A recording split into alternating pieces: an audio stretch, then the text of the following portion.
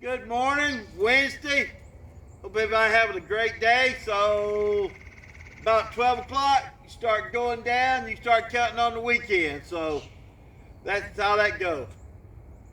I got to have a big shout out today to one of my biggest fans, loyal watcher, supporter, and I just plain out looked at it today and didn't see it. So, that's when I get these cataracts off, that'll help out a lot. Maverick Griffin, one of our biggest bell watchers out there, and it was his birthday yesterday, and I knew it. I was told. I looked at it. I saw it, and Maverick, I just forgot it and missed it. So I hope you had a wonderful birthday today. But today you can celebrate your bell ring and have your birthday all over. So hope great grandmama showed it to you. So happy birthday again today, Maverick.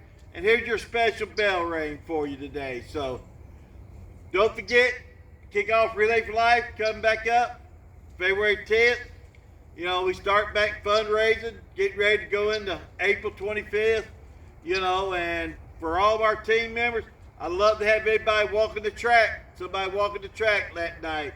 We got 4 hours, so somewhere along the line, we should be able to have somebody walk the track the whole time. If we just took one person to walk one lap, so that's what, 4 hours times 60 minutes, so that's 120, that's 240 minutes, so we should be able to do that. So that's how it started.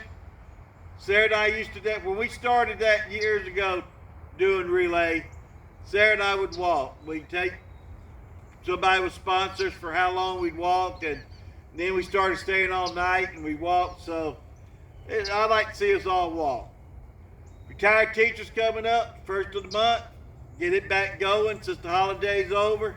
You know, go ahead and plan on buying that bread and milk because they're talking about maybe some more weather next week. So go ahead and get it because you'll probably run out. So Maverick, here's your bell ring. Hey, Miss Lil.